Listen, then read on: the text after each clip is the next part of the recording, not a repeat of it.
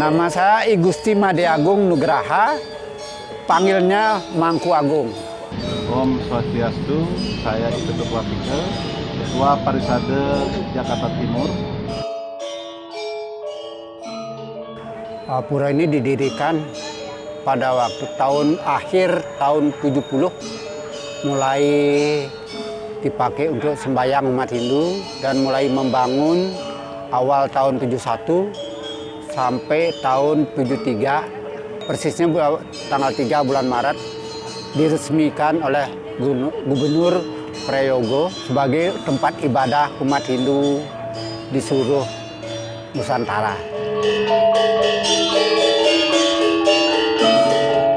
Setiap pura itu mempunyai hari kelahirannya sendiri-sendiri, hari peresmiannya sendiri-sendiri. Kayak di sini Pura Aditya Jaya Rawamangun, dalam peresmiannya hari Sabtu yang disebut hari Sabtu Wuku Batu Gunung, yaitu tumpak, itu disebut hari Saraswati, itu yang dipakai upacaranya.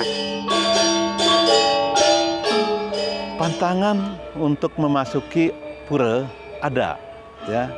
Jadi tidak semua bisa memasuki pura. Kalau misalnya orang-orang yang sedang dalam cuntake itu adalah halangan ya. Pertama, bagi wanita dia sedang menstruasi, itu tidak boleh memasuki areal pura, ya. Yang kedua adalah orang yang sedang mendapat kemalangan, misalnya kematian.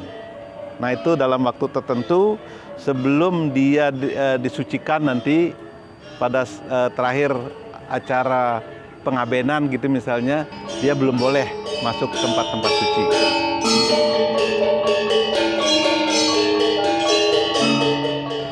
Di pura ini ada 3 mandala tadi, 3 ruang, ya. Utama mandala, Madhya Mandala, kali ini Nista,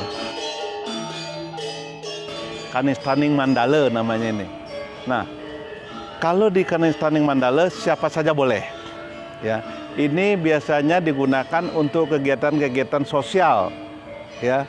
Orang potong gigi di sini boleh, orang 3 bulanan bayi boleh, itu ya.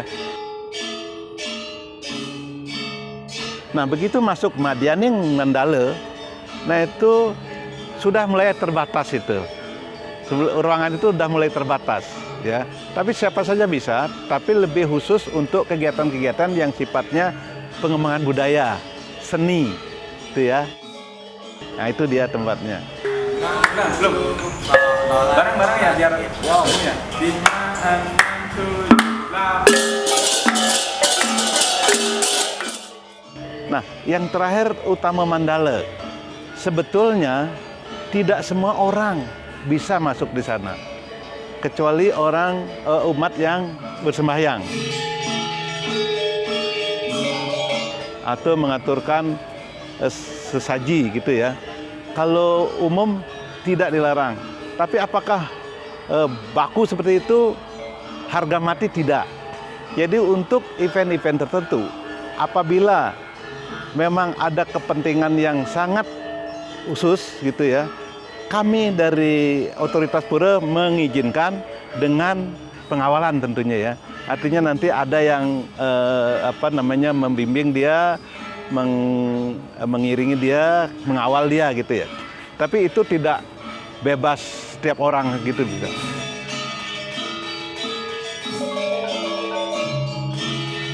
Ya, jadi intinya utama mandala itu hanya untuk melaksanakan persembahyaan bagi umat.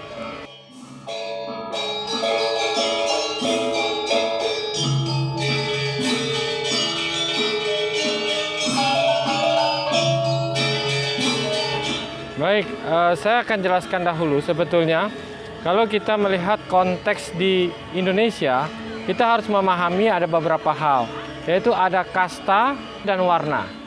Jadi kalau kita sebut kasta, sebetulnya kasta itu adalah berasal dari bahasa Portugis, caste, yang berarti artinya tingkatan. Jadi sebetulnya kasta adalah merupakan tingkatan kelas sosial. Tetapi sebenarnya kalau kita lihat dari kitab agama Hindu, yang ada adalah warna. Karena itulah yang diatur dalam agama. Jadi seseorang berdasarkan fungsinya akan memiliki warnanya masing-masing. Dan mereka akan bisa berubah fungsi atau berubah warna sesuai dengan tingkah laku atau pekerjaan yang dilakukan. Seperti itu.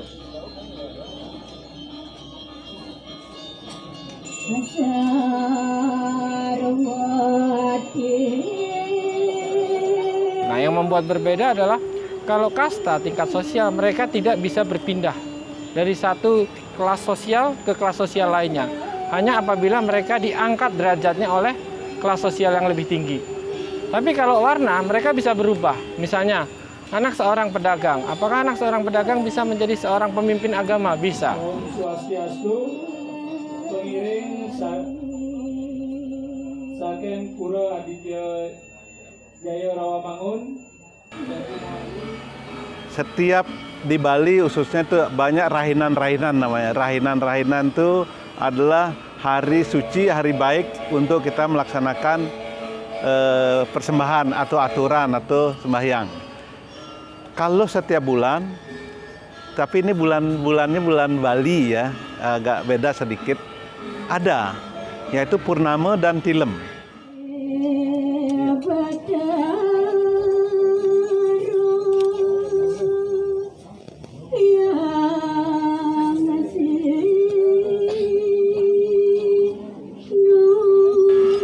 Pada saat bulan penuh, kita melaksanakan persembahyangan, ada upacaranya. Begitu juga pada saat bulan mati, ada upacara yang kita lakukan.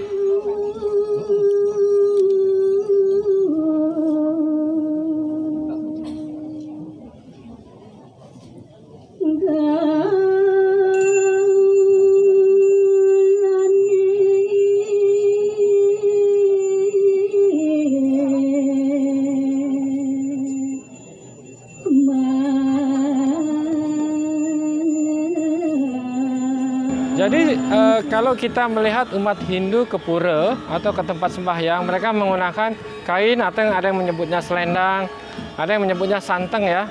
Itu sebenarnya filosofi awalnya adalah ketika kita akan memulai persembahyangan atau kita menyerahkan, melakukan koneksi dengan Tuhan Yang Maha Esa, itu kita mengikatkan diri. Kita mengikatkan diri dari dunia luar.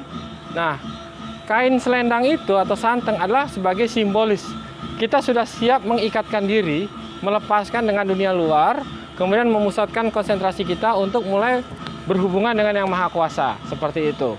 Nah, kalau penggunaan putih kuning itu sebetulnya kalau di agama Hindu ada yang disebut namanya dengan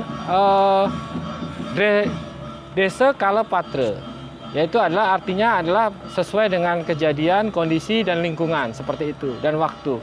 Nah, buat beberapa tempat, warna itu memiliki arti. Kalau putih artinya suci. Kalau warna kuning sifatnya sebagai keagungan. Seperti itu.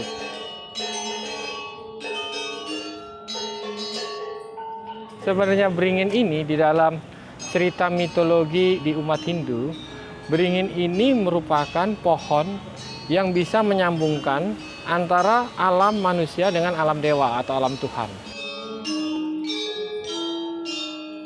Patung itu sebetulnya memiliki dua arti, atau semua benda memiliki dua arti dari sisi filsafat, yaitu yang disebut dari nilai profan dan nilai sakral.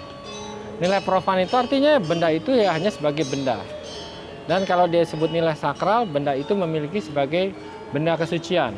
Nah, kalau kita lihat patung-patung di area pura, itu sifatnya ada yang dua. Ada yang sifatnya sebagai profan, atau ada yang sifatnya sebagai sakral. Begitu.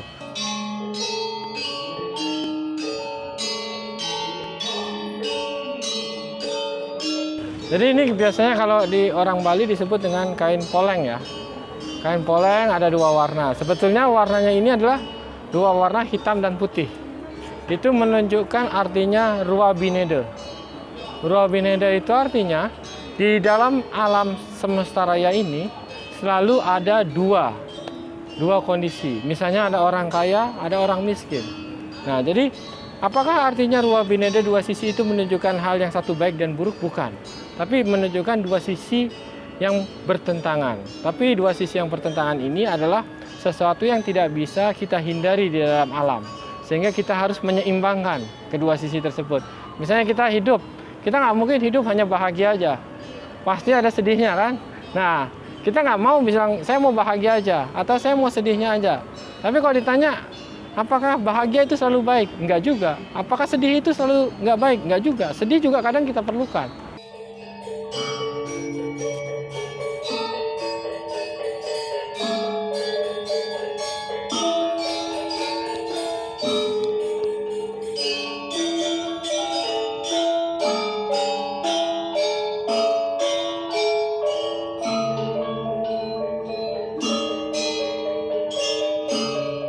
Bisa sekolah gitu ya, kita ajarkan di samping yang sifatnya umum, misalnya sekolah-sekolah umum, kepada anak-anak Hindu kita juga ajarkan khusus mengenai keagamaan. Ya, ada pasraman di sini, ya ada pasraman. Itu dari sisi ajaran agamanya. Kalau dari sisi seni, nah seperti ini ada juga, mereka kita ajarkan mulai menabuh Bali. Mereka kita ajarkan mulai menari, ya. Mereka mulai kita perkenalkan sembahyang. Jadi sejak mereka kecil kita ajak ke sembahyang ke pura, gitu ya. Tidak mengganggu dia, tetap dia ikut.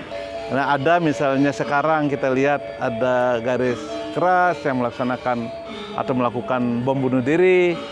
Saya yakin itu bukan ajaran suatu agama gitu ya untuk mengajarkan itu. Nah, hal-hal itu jangan sampai terjadi di Hindu. Itu yang kita tekankan kepada anak-anak bahwa untuk menjaga tetap daripada ajaran leluhur kita, ajaran-ajaran suci leluhur yang diwariskan kepada kita.